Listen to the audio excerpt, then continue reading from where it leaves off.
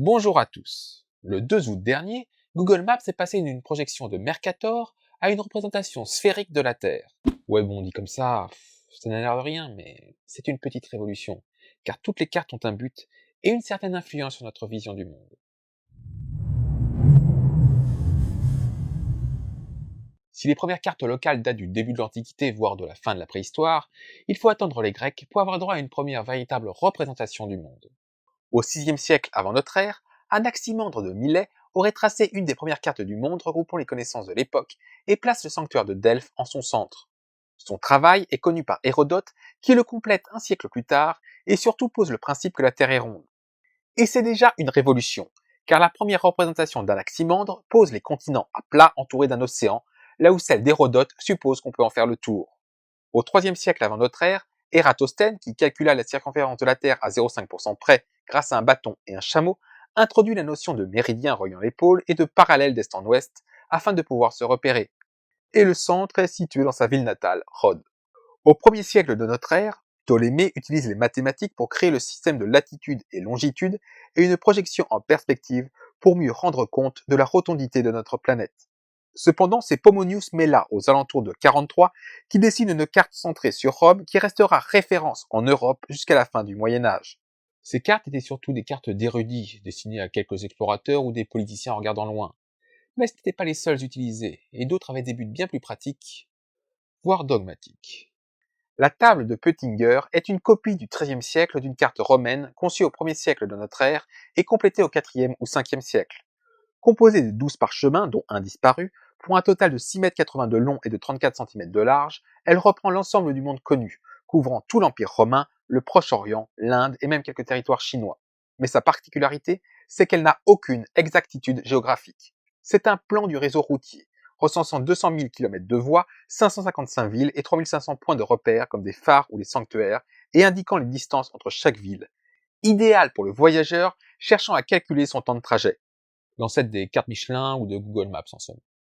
D'autres exemples de représentation cartographique du monde sont les cartes en T ou TO. Très courantes au Moyen-Âge, elles représentent la Terre sous la forme d'un T inséré dans un O. Le O représente l'océan entourant les continents comme dans la carte d'Anaximandre.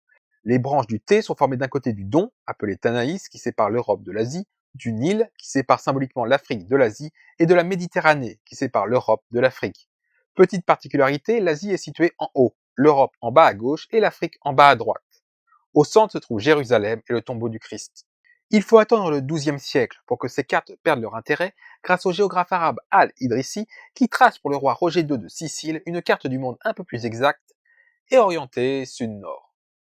Ces mappamundi médiévales vont continuer à se développer, mais sans véritable utilité pratique, contrairement aux portulans. Ces portulans étaient essentiellement destinés aux marins et recensaient les ports et les caps à tenir afin d'atteindre sans encombre cette destination. Ils serviront de base aux grandes expéditions qui remettront en perspective les connaissances grecques et arabes jusqu'à la seule connaissance géographique permettant d'établir des cartes. Les rares cartes chinoises se concentraient sur la géographie intérieure et les expéditions Zheng He ne changeront pas suffisamment la mentalité pour les pousser à cartographier le monde. Les cartographes, depuis la Renaissance et la prise de conscience de la rotondité de la Terre, vont se retrouver devant un problème. Comment représenter à plat un objet sphérique? Parce que oui, une feuille ou un écran aujourd'hui, c'est plat. Et transporter une carte pliable, c'est quand même plus pratique qu'un globe. Et bien grâce à une projection. Et des façons de projeter, il y en a beaucoup. Sans entrer dans les détails mathématiques, chacune a ses qualités, ses défauts et son influence sur notre vision du monde. La plus classique, la plus connue, celle qu'on utilise le plus souvent, c'est la projection de Mercator, imaginée au XVIe siècle par Gérard Mercator, un mathématicien flamand d'origine allemande. Oui, la question de sa nationalité fait débat. Publiée en 1569 sous la forme de 18 feuillets, la map-monde de Mercator représente l'ensemble des terres connues, plus un continent austral mythique, décrivant de manière détaillée les côtes. Pour ce faire, il projette la sphère terrestre sur un cylindre tangent à l'équateur. Cette projection a l'avantage de respecter les angles et donc les formes des continents, une caractéristique indispensable à tous les marins pour garder le cap. Et si le chemin décrit n'est pas forcément le plus court, il est assurément le plus facile à suivre. Mais elle a un gros défaut pour d'autres usages. Cette projection déforme énormément les surfaces. Plus on s'éloigne de l'équateur, plus les surfaces augmentent.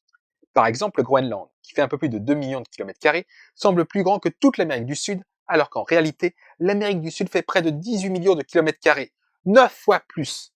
Pareil pour l'Afrique, qui semble plus petite alors qu'elle fait le double de la Russie et 15 fois le Groenland.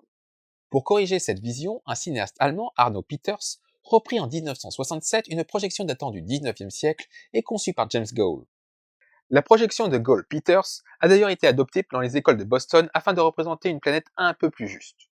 Cette projection a l'avantage de conserver les surfaces, permettant de mieux se rendre compte des distances et de l'espace occupé.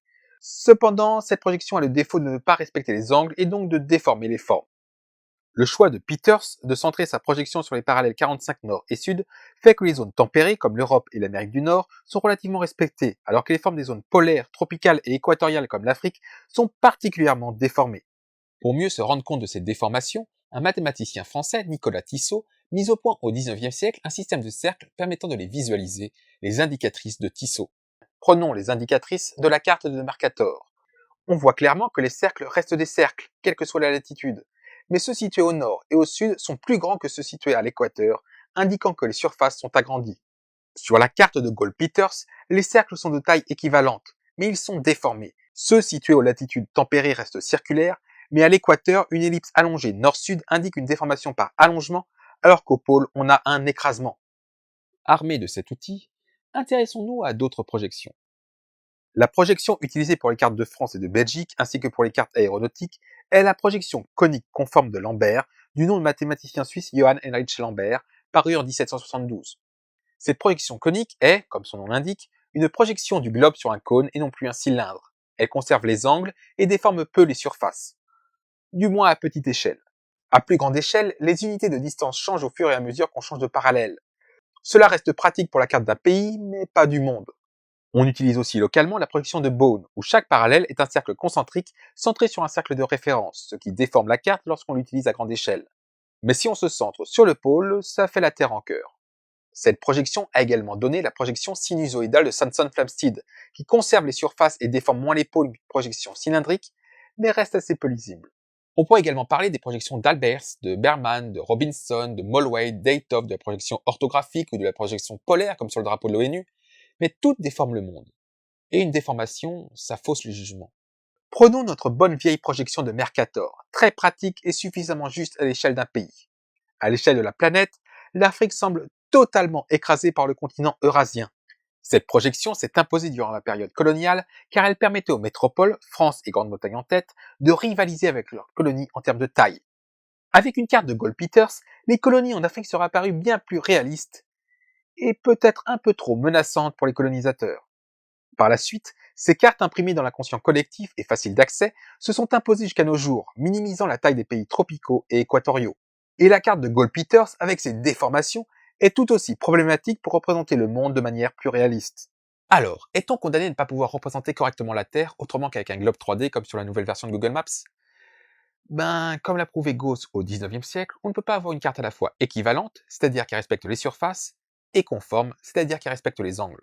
C'est soit l'un, soit l'autre, soit aucun des deux. On ne peut pas avoir de carte parfaite, mais il existe des substituts approchants.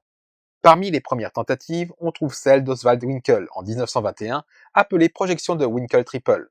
Elle cherche à minimiser à la fois les distorsions de surface, de direction et de distance, d'où son nom triple qui signifie triple en allemand. Cette projection est considérée comme le meilleur compromis pour représenter correctement le globe, mais en regardant les indicatrices de Tissot, on remarque qu'elle déforme légèrement les surfaces sur les bords. Un autre compromis, plus récent, est le projet Equal Earth, publié en 2018, qui se base sur une projection de Robinson corrigée pour proposer une carte respectueuse des surfaces, mais le compromis déforme cette fois les formes au nord et au sud. En fait, il n'existe qu'une façon de respecter pleinement à la fois les angles et les surfaces sur l'intégralité du globe, sans compromis si on veut représenter à plat. C'est de découper la Terre. En 1923, John Paul Gould propose sa projection en pelure d'orange. Chaque bloc continental est projeté de façon à minimiser au maximum toute déformation, mais ce sont les océans qui en font les frais. Ils sont coupés en morceaux tout comme le Groenland. Si cette carte est appréciée des cartographes, elle reste difficilement lisible, notamment pour les distances entre continents. C'est également le cas de la projection de Fuller. Du nom de son créateur, Richard Buckminster Fuller, qui en présenta deux versions en 1946 et 1954, elle représente les masses continentales projetées sur un icosaèdre, un solide à 20 faces triangulaires, qui est ensuite déployé. Sans déformation, cette carte peut être en plus découpée comme on le souhaite, afin de mettre en valeur certains aspects ou l'orienter différemment. Ben oui, la Terre dans l'espace n'a ni haut ni bas. Et le choix de l'orientation d'une carte, tout comme celui du centrage, est important, car il influe sur notre vision du monde. À la fin des années 70, la mode de la carte inversée se développa en Australie. Centrée sur le pays, coupant l'océan Atlantique en deux, l'Australie n'était plus une île en bas à droite, mais en haut au centre. Une perspective renversante. Le gouvernement utilisa cette carte pour renforcer le patriotisme australien en leur donnant une position plus avantageuse sur la carte. Les cartes inversées fleurirent alors dans de nombreux pays de l'hémisphère sud et d'autres cartes centrées sur d'autres pays ou continents permirent de mieux comprendre certains enjeux. Prenez un truc tout con, la distance entre les USA et l'ex-URSS. Sur une projection de Mercator classique, ça semble assez loin. Mais sur une projection polaire, les missiles semblent beaucoup plus près. Prenez maintenant la carte dessinée par Hao Xiaoguang. Centrée sur la Chine, elle met clairement en valeur les intentions du pays, soulignant ses ambitions stratégiques dans l'océan Indien, en Antarctique et dans l'Arctique, et reléguant les États-Unis loin à l'extrémité.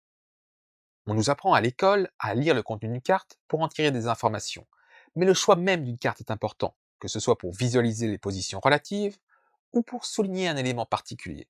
Les cartes ont des armes idéologiques importantes et elles ne seront jamais parfaites. Mais choisir une représentation un peu plus juste comme Winkle Triple ou Equal Earth permet de se faire une vision elle aussi un peu plus juste. Ce serait déjà un bon début. Merci à tous d'avoir regardé cette vidéo, j'espère qu'elle vous a plu. Si c'est le cas, n'oubliez pas de la liker, de la partager, de la commenter et abonnez-vous.